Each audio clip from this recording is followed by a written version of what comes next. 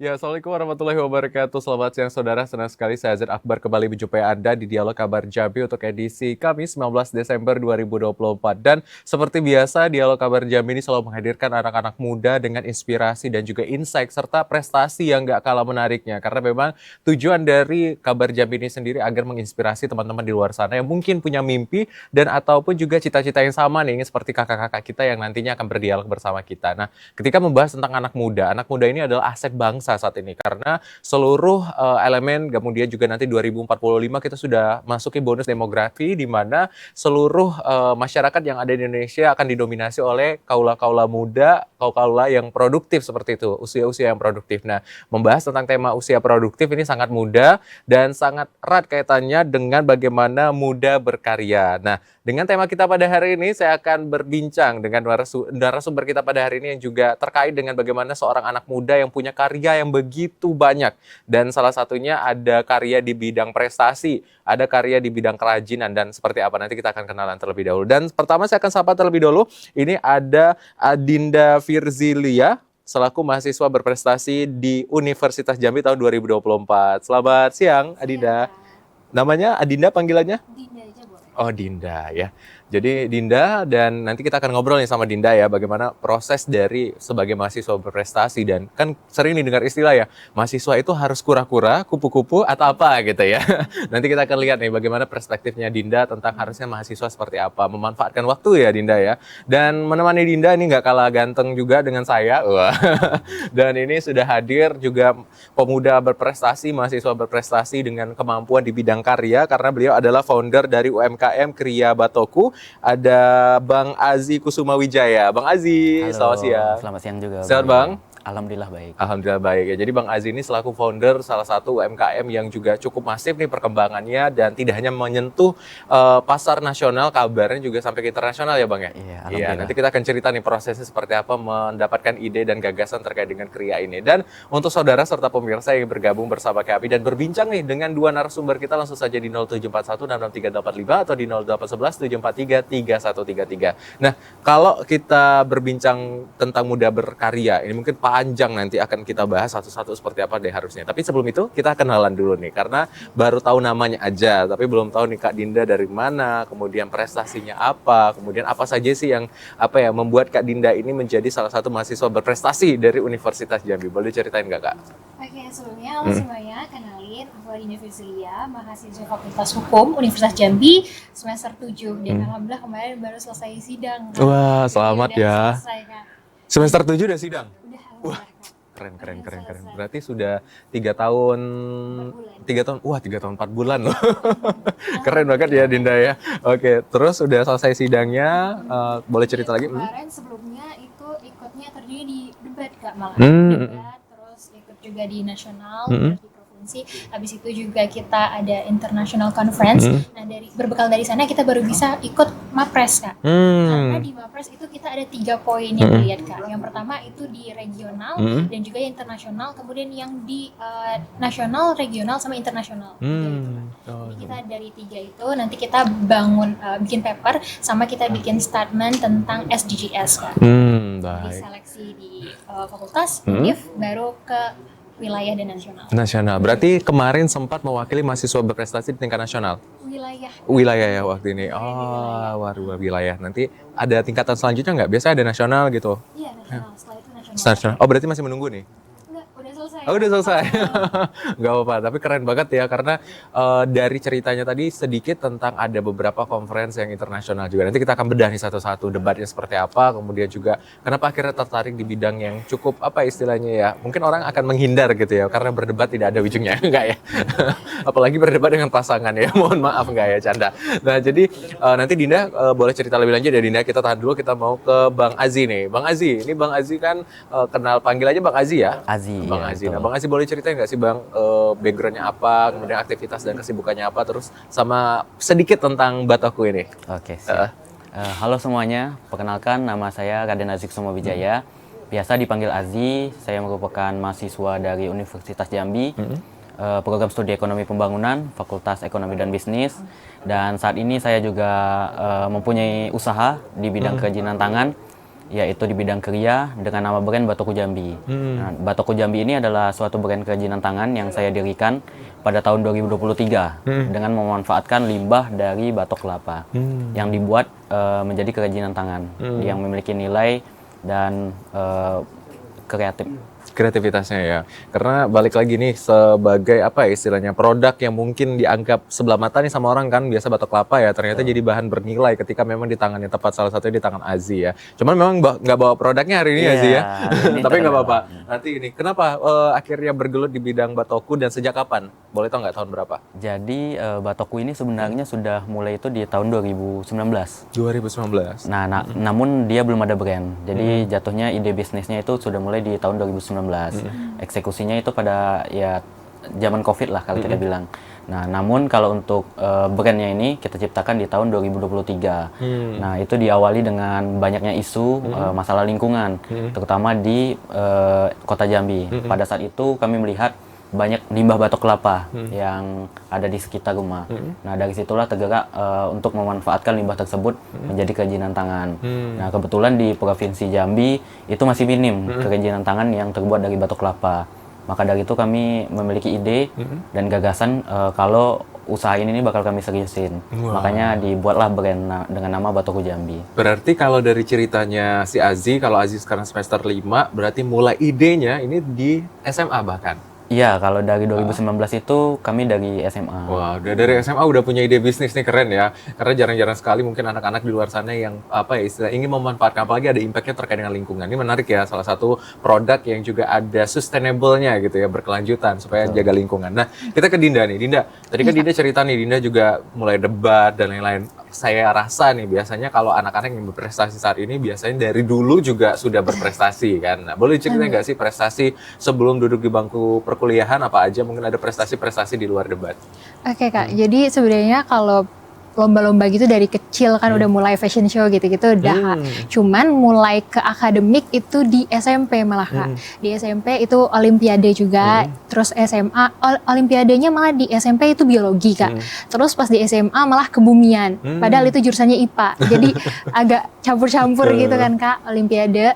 Kemudian juga ikut PKKLLAJ, itu pelajar pelopor keselamatan lalu lintas dan angkutan jalan dari SMA, dan juga SMA itu udah mulai debat Kak. Dari awalnya SMA kan itu LDBI namanya. Terus kalau di kuliah itu baru namanya KDMI, Kompetisi Debat Mahasiswa Indonesia. Baik, berarti dulu ya, kalau dulu ada juga namanya apa? Pilar ya, empat pilar ya. Pilar ikut juga. Kemudian juga ada parade apa sih? Yang ada parade cinta tanah air, yang ada debat parade cinta tanah air juga ya. Wah, keren ya. Jadi memang udah dari dulu suka debat gitu ya. Kenapa akhirnya memutuskan nih? Kayak tadi kan hobinya di awal terkait dengan ya mungkin seni juga ya, fashion dan lain-lain. Kemudian akhirnya beralih ke akademisi. Nggak tahu ya Kak, awalnya kan ikut kayak fashion show, gambar gitu juga kan Kak, kecilnya SD. Terus malah lama-lama malah tertarik kayak suka aja biologi dulu awalnya Kak, mulai terjun kayak ikut olimpiade, pelatihan-pelatihan, taunya suka dan alhamdulillah menang kan Kak. Terus pas lanjut-lanjut akhirnya kayak ya udah deh akademisi aja gitu. Akhirnya ya udah akademisi aja gitu ya. Nah, berarti kemarin sempat dikirim mewakili Indonesia di ajang konferensi internasional. Baru cerita nggak itu di mana? Boleh Kak, itu kita di 3 negara konferensi internasionalnya Kak. Jadi pertama kita di Singapura, habis itu ke Malaysia, baru kita ke Thailand Kak.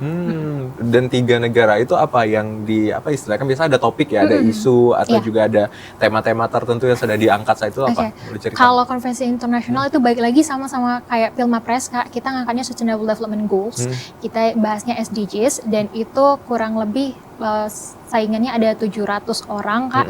Terus setelah diseleksi itu dari Indonesia ada 20 orang dan dari Jambi salah satunya saya. Wah, keren, merinding ya. Ini bukan apa ya angka yang kecil, melawan 700 orang lebih, kemudian dari 200 yang terkirim salah satunya adalah Jambi 20, gitu. 20 orang bahkan ya.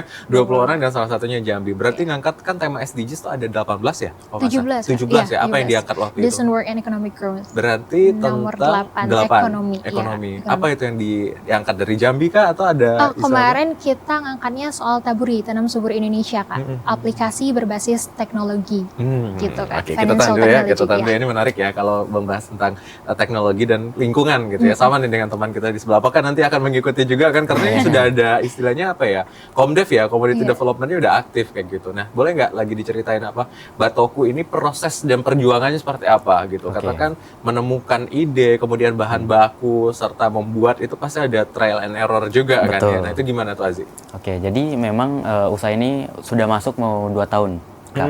Jadi kita awalin dari tahun 2023 dan 3 bulan berjalan kami sudah mulai nekat. Kami coba kerjasama. Pada saat itu ada event dari Uniqlo, mereka baru mau bikin brand di kota Jambi. Itu bukanya di Jamtos. Nah, nama eventnya itu Jambi Neighborhood.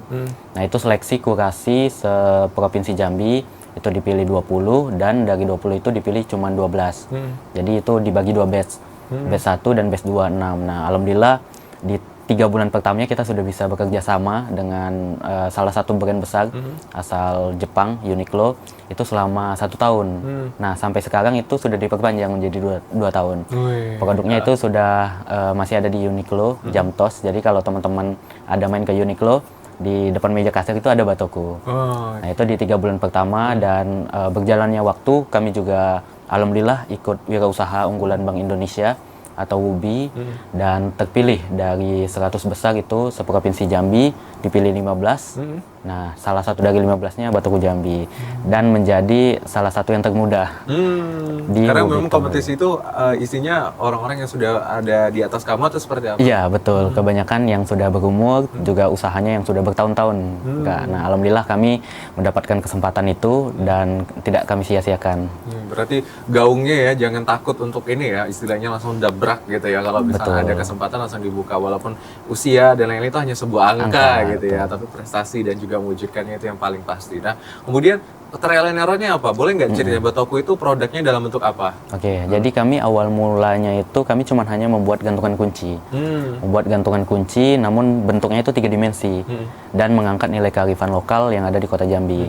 Nah, yang kami angkat di gantungan kunci itu adalah bentuk tugu kerisi Ginjai.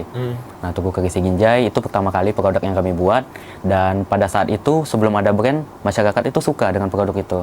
Namun bingung ini yang ciptainnya siapa gitu kan. Semua orang bisa mengakui kalau nggak ada brand sama identitinya. Nah, pada saat itulah kita bikin brandnya dan produknya alhamdulillah sudah mulai banyak. Mulai dari gantungan kunci sekarang, aksesoris, juga plakat, miniatur, dan itu semuanya punya tingkat kesulitan yang berbeda. Nah, disitulah kita selalu buat SOP di setiap produknya karena produk yang kita buat itu lumayan makan waktu dan makan kreativitas yang tinggi. Baik. Jadi memang ada waktu yang harusnya dikeluarkan, kreativitas apalagi karena ini kan salah satu produk menurut saya pribadi Batoku kan, batok kelapa yang unsurnya itu adalah unsur keras gitu ya. Gimana cara didesain, kemudian dipotong dan lain-lain gitu. Dan kita tahan ya Kak Dinda, kemudian Kak Azi nih keren sekali ya dengan ide bisnis, kemudian dengan prestasinya yang nggak kalah menarik karena tadi kan kita bercerita sedikit tentang produk yang masih di Indonesia. Nanti tadi ada produk yang sudah sampai mancanegara juga kan, dan salah satu tadi udah dipajang juga di etalase. Dan kita akan bahas nanti lanjut lagi dengan 2 narasumber kita yang hebat. Usai jeda kami masih akan kembali tetap di Dialog Kabar Jambi.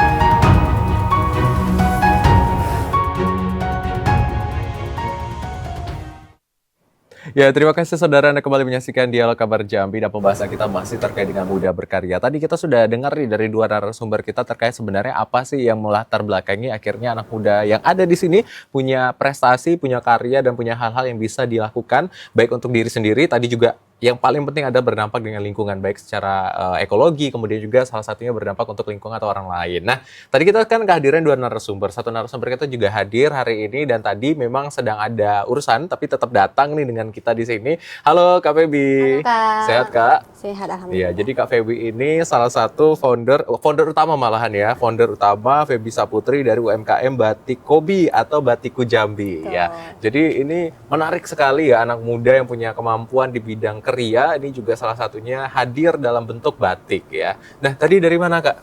Habis Tadi ujian kali? ujian. Habis ujian. Betul. Wah keren ya, jadi tetap ya walaupun habis ujian, punya kesibukan dan lain-lain, tapi tetap nih agenda prestasinya bisa berjalan lancar ya, Ya, itu wajib ya. Nah, wajib banget. boleh cerita nggak Kak? Tadi teman-teman kan udah kenalan nih secara detail gitu tentang apa sih akhirnya terminat di bidang kriya gitu. Nah, kalau Kakak boleh nggak sih Kak latar belakangnya, pendidikannya mungkin, terus sejak kapan dimulai tertarik dengan batik? Oke, boleh. Pertama-tama kenalin, nama aku Feby Saputri, dari Universitas Jambi, jurusan Manajemen Bisnis. Ini awalnya itu dari program mahasiswa wirausaha, Kak. PMW? Iya, betul. PMW Unja di tahun 2023 lalu, tepatnya di Agustus tahun 2023. Nah, kalau yang ini tuh aku bikinnya itu gara-gara aku ngelihat banyak limbah tekstil yang nggak tergunakan. Jadinya dari itu tuh idenya aku bikin untuk jadi fashion yang baru lagi. Oh gitu, jadi ada apa istilahnya ya, limbah yang sudah ada diciptain lagi, dibuat Iya. ulang supaya tidak jadi limbah gitu dan Iya, ada daya kan jualnya. banyak tuh kain perca yang nggak digunain. Oh berarti ini rata-rata dari kain perca? Iya, yang ini dari kain Oh perca. dari kain perca. Berarti sejak kapan dari PMW? Iya, Atau dari sebelumnya pernah tertarik juga di bidang usaha? Kalau dulu tuh aku lebih ke desain sih, Kak. Waktu awal masih desain, pas PMW itu lolos, jadinya aku belajar jahit, kursus jahit lagi gitu. Kalau sekarang kursus membatik lagi. Kursus membatik lagi ya, karena memang tuntutan ya. Tapi Iya. balik lagi kalau kita sudah punya keyakinan dan integritas di bidang itu, mau tidak mau pasti kita harus mendalami gitu Iya, ya. betul banget, Kak. Tapi ini menarik ya, boleh kita lihat nggak? Salah satunya ini ada Wastra juga ya. Iya. Ini Wastra Ecoprint sama Ini ekoprint, Ini sama ekoprint yang ya? ini yang gabungan ya sama kain perca. Oh sih, wah menarik ya. Ini kalau ecoprint ini kan salah satu memanfaatkan apa ya istilahnya ya, kekayaan alam gitu Iya, ya. betul. Nah ini daun apa aja nih ecoprintnya? Ini kolaborasi nih, Kak. Oh kolaborasi. Oh iya ada Batoku. sampingnya, Ada betul. Batoku ya. Ini salah satu punya dari Batoku juga nih. Kalau yang kainnya dari apa nih? Kalau ini Itu kain limbah katun juga? tuh, Oh kain tepat. katun. Ini pohon apa aja yang dipakai? Pohon apa ya kemarin? Ada jati, Jati. Oh jati, jambu. Oke, berarti ini adalah apa ya bahan-bahan alam ya gitu Iya, ya betul. yang ada di lingkungan. Tapi memang kalau kita membahas wastra ini menarik ya pemirsa ya. Wastra ini salah satu kerajinan yang istilahnya tidak akan ada sama satu sama lain. Benar nggak? Bener-bener Nah, banget. kenapa tuh? Boleh ceritain nggak kenapa akhirnya bisa nggak sama satu sama lain kalau wastra? Karena kan semua orang kan punya kreativitas masing-masing, seninya masing-masing, punya ciri khas masing-masing Punya ciri setiap khas masing-masing. senimannya. Baik, gitu. karena juga salah satunya bentuk daunnya ya. Karena kalau daun satu nggak mungkin mirip sama daun Iya, yang bener lain ya. banget. Nah, kalau ini wastra, kalau yang itu apa? Kalau ini dari kain perca. Oh, ini kain perca. Berarti kain yang sudah jadi bekas sisa Iya, gitu ya. iya itu, yang kain batiknya. Yang kain batiknya terus dijadikan salah satunya ini. Ini apa nih? Gaun? Apa-apa? Itu vest. Oh, outer. vest. Jadi ya kalau anak-anak sekarang kan suka nih pakai baju-baju yang ini ya. Iya. Ini juga nih, Kak. Ini dari Oh, kain ini perca vest juga. juga. Wah, keren ya, langsung dipakai ya. Ini jadi bisa dipakai kombinasi gitu ya. Dan ini juga salah satunya batik yang ini lebih besar kayaknya gaun ya. Iya, itu dress panjang. Oh, dress panjang. Wah, keren banget ya. Jadi ini apa? Belajarnya berapa lama? Karena kan tadi awalnya desain, terus akhirnya berani untuk mulai menjahit, kemudian juga berani untuk apa istilahnya membuat potongan dan lain-lain itu seperti apa? Kalau kita desain tuh kemarin tuh kan dari SMP, Kak, suka gambar kan.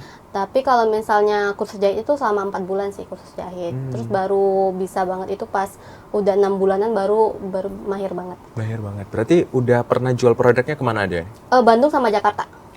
Kalau ini soalnya kan kita kan produknya itu kan memang limbah ya. Jadi orang-orang Bandung yang tertarik tuh sama Jakarta. Oh gitu, jadi malah yang jangkauannya lebih keluar lagi ya, berarti memang bisa diakses sama siapa aja gitu. Nah menarik ya pemirsa ya, dengan tema kita pada hari ini kita berhasil menghadirkan anak muda dengan prestasi yang keren nih, bisa memanfaatkan lingkungan. Karena backgroundnya kalau saya dengar dari cerita bertiga ini kan salah satunya adalah lingkungan semua ya, lingkungan gitu. Nah ya kita balik lagi nih ke Kak Dinda. Tadi Kak Dinda kan cerita nih, salah satu isu yang diangkat di conference internasional saat itu adalah terkait dengan lingkungan, bener?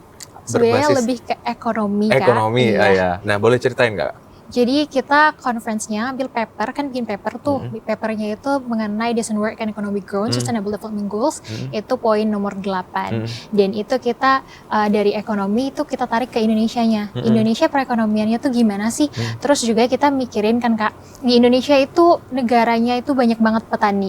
Tapi sayangnya kayak mereka kekurangan pupuk, Kak. Jadi kita lebih fokus ke pupuk organik. Jadi kita bikin aplikasi, Kak. Waktu itu namanya Taburi. Tanam Subur Indonesia, itu marketplace buat para petani.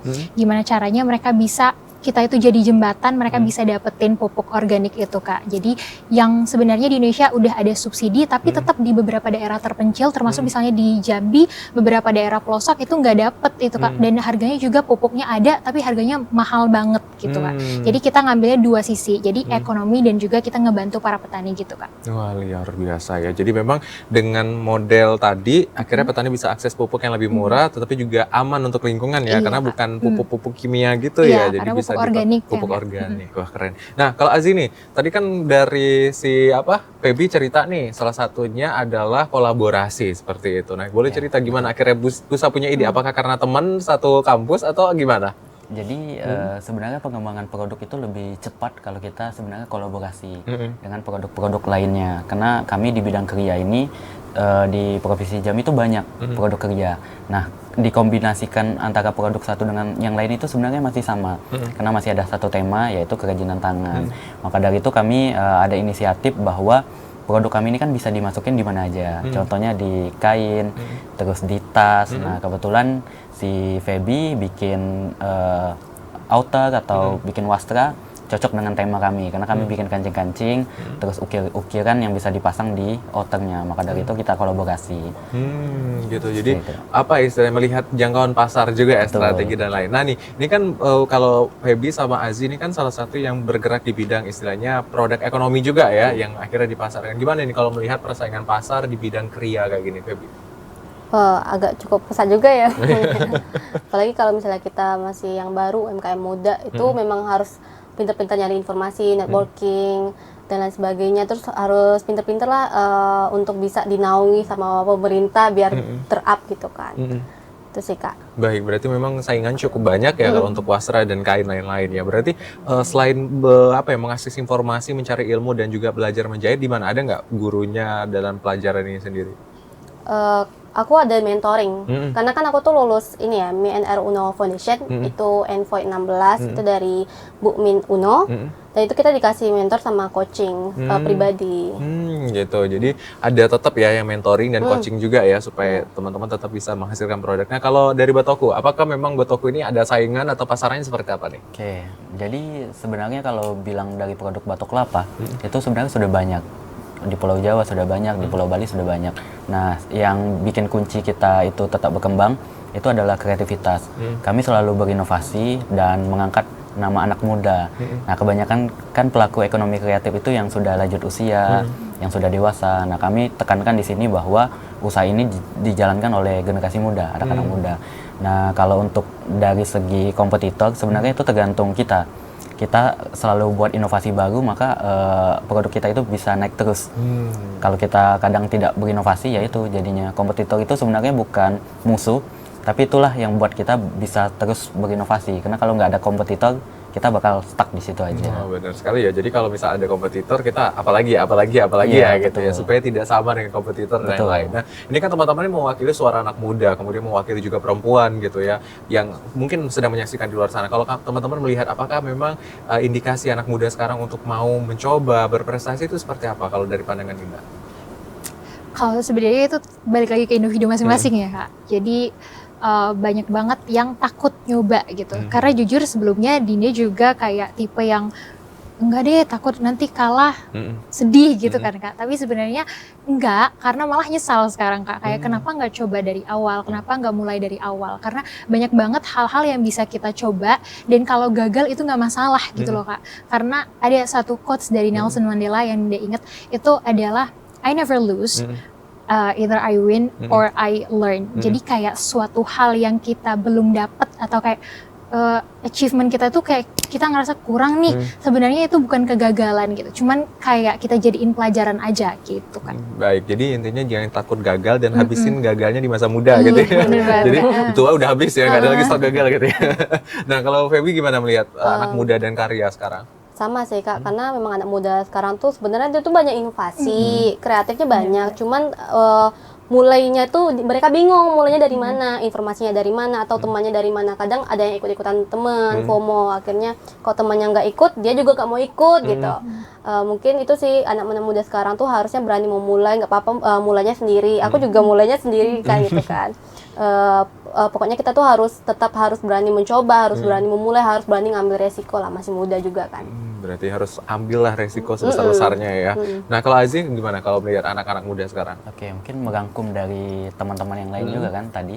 Memang anak muda sekarang ini sebenarnya takut. Takut buat memulai, takut buat mencoba. Mereka tuh sudah mikir gagalnya duluan.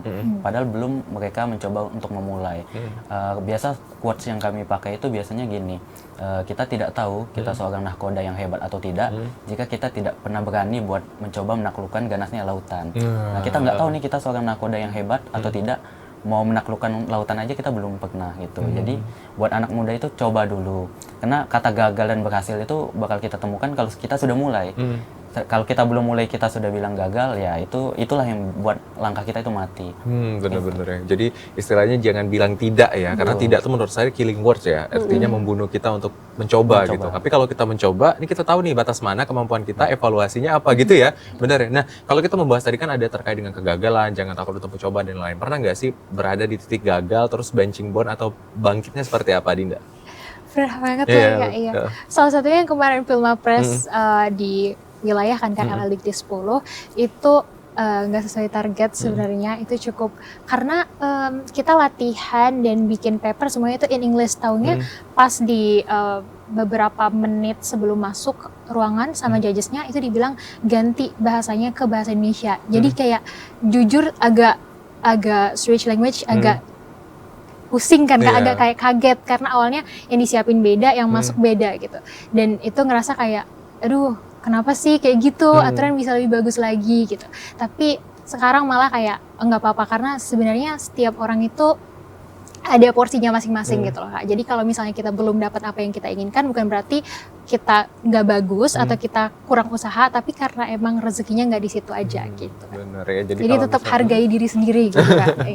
Hargai diri sendiri karena kalau memang rezeki dan lain-lain itu nggak akan ketukar gitu ya, pasti ada gitu. Nah itu tadi prosesnya adalah bangkit terus ya menyadari bahwa itu bukan rezeki, nanti ada lagi pengganti yang lain ya. Nah kalau Feby pernah nggak berada di titik terendah mungkin dalam bisnis atau hal-hal lainnya? Pernah banget Kak. Ini kan awalnya tuh bertim, ujung-ujungnya sendirian. Apalagi kan dulu kan ini sebenarnya tugas kewirausahaan. Akhirnya tim nggak mau lanjut lagi. Untungnya ketemu Bang Aji gitu kan, nyemangatin, nggak apa-apa mulai aja dulu gitu, ikut aja join komunitas biar ada yang support, biar ada yang bantu gitu. Akhirnya mulai berkembang, akhirnya ada yang mau naungin dan juga kita lolos beberapa program di nasional gitu kan. Akhirnya ada yang mentoring, ada coaching, kalau misalnya ada kendala bisa ngadu ke coach atau minta mentor lagi gitu. Baik, berarti pernah banget ya, apalagi ditinggalin sama kelompok gitu ya. Ayo nih, siapa yang ninggalin si Feby ya? Sekarang ide bisnisnya udah mulai berkembang gitu ya. Tapi nggak apa-apa, mungkin ketika teman-teman memilih jalan yang lain, mungkin bukan berarti dia tidak istilahnya tidak membantu kamu ya waktu itu ya. Tapi memang mungkin ada jalan yang lain aja gitu ya. Berarti ada coachingnya juga. Pernah produk ini di kompetisi secara nasional selain PMW ada nggak? Kalau ini tuh belum ada sih Kak, tapi emang kalau di coaching nasional itu ya dari RU Foundation itu, kan itu kan memang yang lolos di Jambi itu cuma 2. Dan salah satunya kamu? Iya. Wah keren banget ya, memang anak-anak muda sekarang nih, istilahnya kalau mau coaching tuh nggak lokal lagi gitu ya, bahkan nasional, internasional gitu ya, karena udah valuable-nya adalah mancanegara, target pasarnya udah mungkin keluar kali ya. Karena memang kalau lihat target pasar banyak orang luar negeri atau orang Indonesia yang suka produk-produk kayak gini, Aziz? Baik, jadi kalau dari segi mindset, pemikirannya itu sudah beda sebenarnya dari cara menilai produk. Kalau untuk di lokal, biasanya mereka itu masih mikirin bukan dari value-nya, bukan dari apa, tapi dari kegunaan barangnya. Sementara kalau dari mancanegara, biasa mereka itu menilai dari prosesnya, terus juga dari nilai-nilai di dalamnya, itu lebih dikulik. Makanya kalau dijual di produk itu di luar negeri itu nilainya itu makin bertambah dibandingkan kita jual di lokal. Karena ya itu mindsetnya masih berbeda. Baik, berarti istilahnya ada target pasar tersendiri ya kalau terkait dengan kriya ya. Terkhusus mungkin di teman-teman mancanegara banyak yang suka dengan proses, nilai dan juga kegunaan, apalagi nih terkait dengan lingkungan, environment dan lain-lain gitu ya. Ini menarik ya teman-teman, dengan prestasi yang unik banget dengan 3 hal ini tadi saya tangkap, ada yang batik, kemudian juga ada yang dari limbah. Salah satu juga sebenarnya backgroundnya kalau saya lihat ini semuanya produk yang berbasis lingkungan semua ya gitu ya. Produk berbasis lingkungan, terus juga ada pemerhati lingkungan juga gitu ya, melihat SDGs dan yang lain. Tapi kita akan tahan ya Dinda, Feby dan juga Aziz. Nanti kita akan kembali lagi berdialog. Usai jeda kami masih kembali tetap di Dialog Kabar Jambi.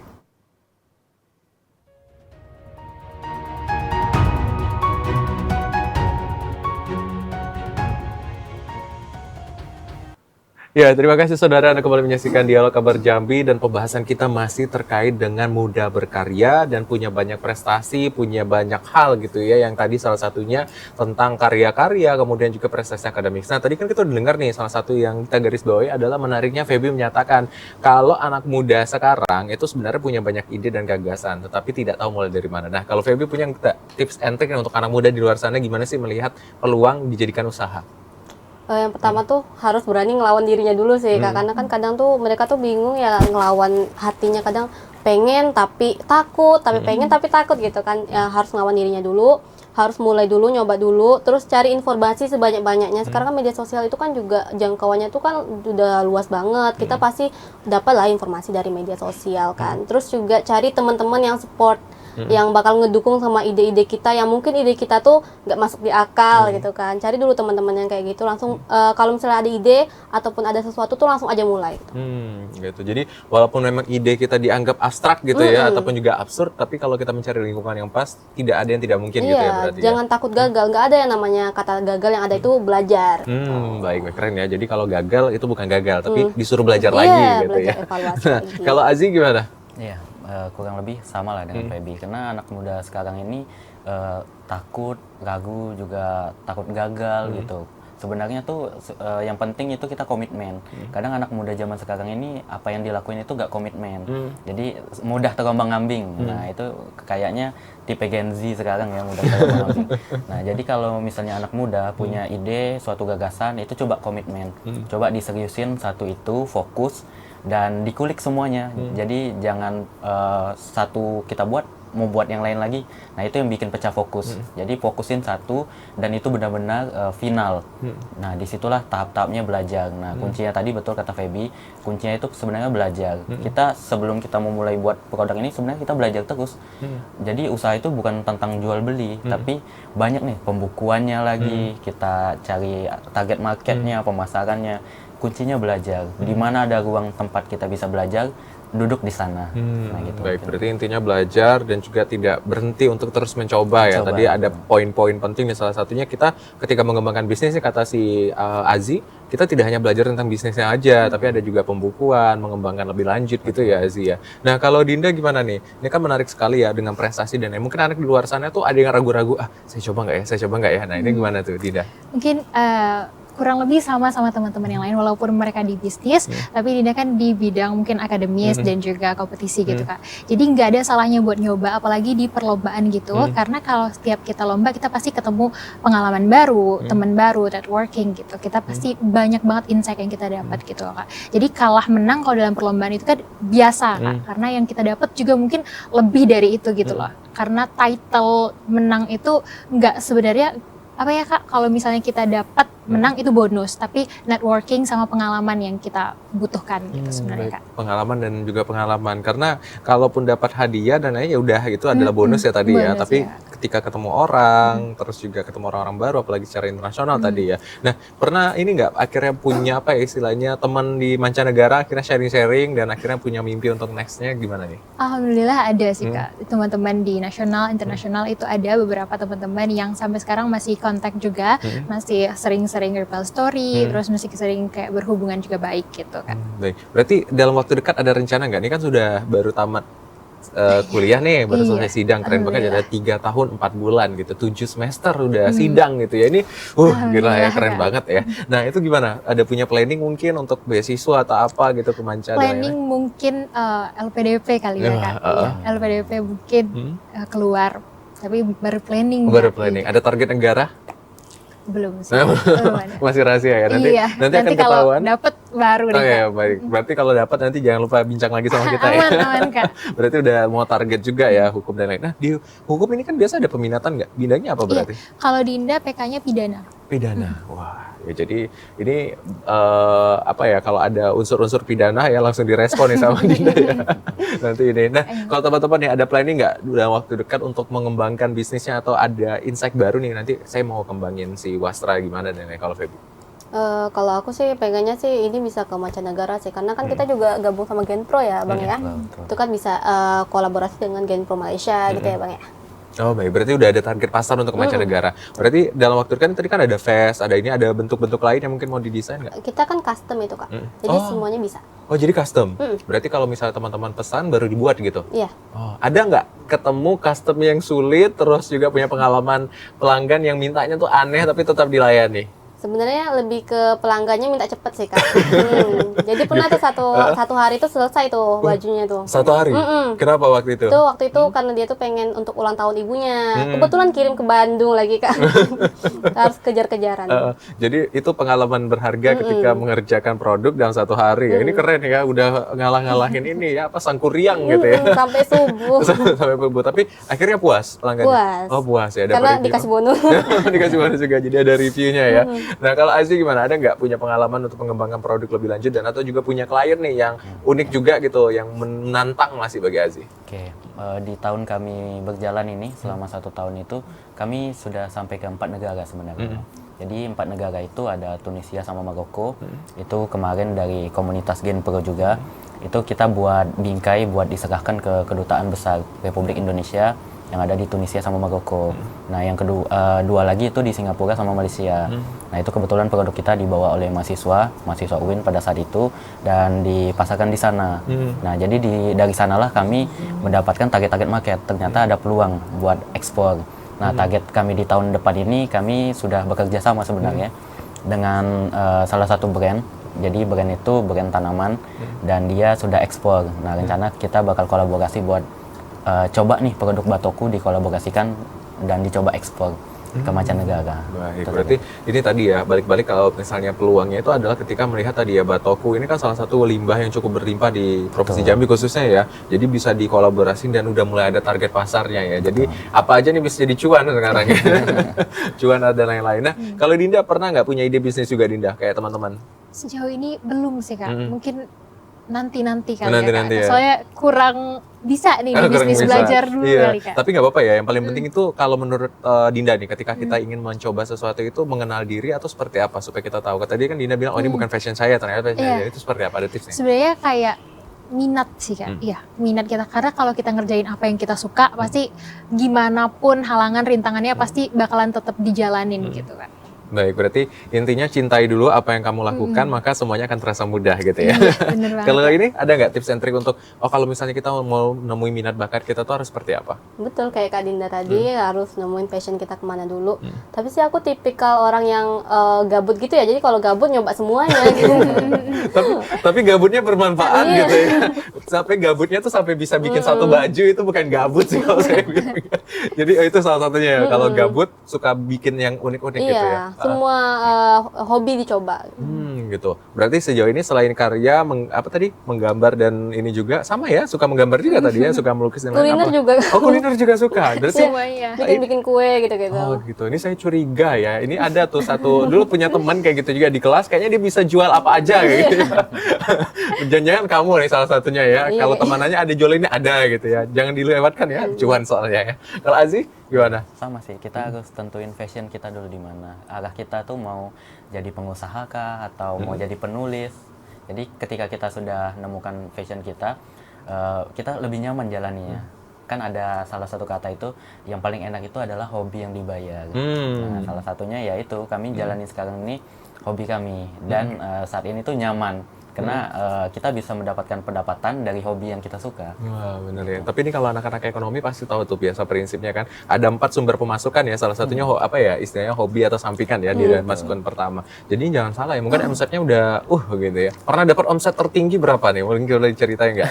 Aziz omset tertingginya berapa? Sebenarnya omset itu bukan jadi tolak ukur kita, tapi ketika kita mendapatkan itu di tahun kita merintis, itu sebuah pencapaian. Jadi kurang lebih kami di tahun pertama itu dalam setahun menjual kerajinan tangan kan tidak mudah nih. Jadi kami mendapatkan kurang lebih itu di atas 30 juta. Katanya tidak mudah, 30 juta. 30 juta itu untuk anak kuliah dengan prospek dia juga kerja sambil kuliah. Itu besar lah sih ya. Iya, betul. Dan itu omset yang didapat saat itu. Iya, Dan itu saat di ini tahun berkembang terus. Ya, alhamdulillah di tahun ini ada peningkatan dan kami terus mencoba buat setiap bulannya itu ada peningkatan. Baik, sekarang berarti udah nggak zaman lagi ya kalau misalnya sudah apa ya istilahnya istilah berumur dan lain baru punya dompet tebal. Kalau sekarang anak muda juga bisa berdompet tebal ya. Yang penting kita bisa cari peluang. Kalau Feby, Tuh, aku belum mencapai 2 digit Kak. kalau sama 2 digit, tapi kliennya banyak ya. Iya, tergantung juga sih Kak, paling pas acara-acara kayak Idul Fitri atau Natalan gitu baru banyak yang mesen. Baik, berarti salah satu keunikannya tadi ya wastra-wastra dan lain-lainnya itu omsetnya. Nah kalau prestasi yang dalam waktu dekat lagi tadi kan salah satu debat dan yang lain gitu, juga pengen LPDP dan lain-lain gitu. Pernah nggak istilah punya pengalaman, punya prestasi dalam satu waktu yang dekat terus banyak banget ininya harus disiapin ABC dan lain-lain? Pilmapres lagi Kak. Pilmapres yang Iya. paling mepet ya? Pilmapres kemarin itu nyiapin paper kurang lebih seminggu. Karena baru pengumumannya keluar itu katanya kayak harus tanggal berapa ya, bulan Mei kemarin Kak, itu harus berangkat ke Bukit Tinggi kan Kak, karena seleksinya di sana. Sedangkan itu lagi banyak-banyaknya tugas semester 6 itu Kak, terus juga magang kan Kak, jadi kayak udah nulis proposal pasti kan? Iya. Karena kan udah semester 7 udah lulus. tapi itu jadi kayak deadline tugas, magang, terus harus bikin paper juga, itu jadi kayak cukup pressure sebenarnya waktu itu Kak. Manajemen waktunya gimana sih? Mungkin ada teman-teman di luar sana bilang kok teman-teman ini nggak tahu capek gitu ya. Ini anak aktif terus gitu ya. Gimana manajemen waktunya? Dibagi-bagi aja sih Kak. Kalau dia itu dibagi mana yang prioritas dulu. Jadi kita kerjain apa yang prioritas dulu, setelah itu baru lanjut-lanjut. Istilahnya kayak kita tahu apa yang harus kita lakuin, baru kita lakuin gitu Kak. Jadi jangan ditunda-tunda, itu yang paling penting Kak. Jangan menunda pekerjaan ya. Kalau nanti sudah numpuk kita bingung sendiri Iya. ya. Akhirnya apa? SKS, sistem kebut semalam ya. Tadi ada teman kita yang SKS ngerjain batiknya ya. Gimana kalau Feby? Gimana kalau Feby sama nggak manajemen waktunya seperti apa? Ya sama juga, karena kan kita kan ada 14 jam produktif gitu, jadi gunain 14 jam itu sebaik-baik mungkin. Jangan scroll TikTok, scroll Instagram gitu. Pokoknya gunain sebaik mungkin lah. Sebaik mungkin. Boleh ya, tapi ada waktunya aja Iya. ya. Jadi tetap bisa manfaat untuk yang lain. Kalau Aziz gimana? Iya betul, kita harus ini sih buat skala prioritas, itu penting ketika kita sudah mulai banyak jadwal yang padat dan banyak jadwal yang bertabrakan. Jadi memang skala prioritas dipentingkan pada saat itu. Nah, juga bagi-bagi waktu antara kewajiban dengan tanggung jawab. Nah, kadang anak muda ini suka lupa nih kewajibannya apa, tanggung jawabnya apa. Nah, diingat itu, dibikin porsi, kalau bisa dicatat. Kadang kita tuh manusia punya porsinya masing-masing kan buat ngingat. Jangan kita paksakan otak kita, jadi harus kita tulis. Harus ditulis. Nah, Feby sama Aziz ini kan salah satu wirausahawan gitu ya, yang sudah bergerak cukup lama. Ada nggak sih bantuan yang telah diberikan sama pemerintah atau tindak lanjut atau harapan pengembangan deh? Boleh Feby tadi, Bang. atau Aziz? Oke, Baik. kalau dari kami juga kemarin juga dari PMW juga, program mahasiswa wirausaha, itu seangkatan sama Feby. Namun kami mulai usahanya dulu, baru ikut program itu untuk modal juga Kak, karena kita kan modalnya masih modal sendiri pada saat itu. Namun kalau dari luar instansi itu belum ada kita mendapatkan pendanaan. Kami memang pure dari modal sendiri pada saat itu sampai sekarang. Jadi walaupun pelatihan-pelatihan juga dari pemerintah belum ada ya? Kalau pelatihan, alhamdulillah sekarang ketika sudah berjalan kami sudah sering nih diajak. Kemarin diajak pameran juga ke Batam. Dari Oh baru-baru ini berarti ya? baru ini. Baru pulang sebenarnya bulan-bulan kemarin ini. Baik. Itu di Batam. Baik. Kalau Feby gimana? Iya sama juga kayak Bang Aziz dari program PMW juga, dan menurut aku itu membantu banget sih, kayak uangnya bisa digunain untuk kursus, jadi kita bisa ngelatih skill yang baru lagi gitu kan, kayak menjahit itu kan, menjahit itu mahal banget kan Kak, jadi itu membantu banget. Jadi modalnya ya digunain untuk itu. Baik. Terus juga ya pelatihan-pelatihan dari pemerintah juga berkaitan. Baik, berarti ada pelatihan, ada bantuan juga ya teman-teman di sini. Rata-rata juga punya hal yang sama gitu ya. Salah satu tadi juga di bidang penulisan pun juga ada fasilitasi yang diberikan ya untuk bisa mewakili Provinsi Jambi. Nah, kita akan tahan dulu. Dinda, Feby dan juga Aziz, usai jeda kita masih akan kembali dan berbincang dengan narasumber kita tetap di Dialog Kabar Jambi.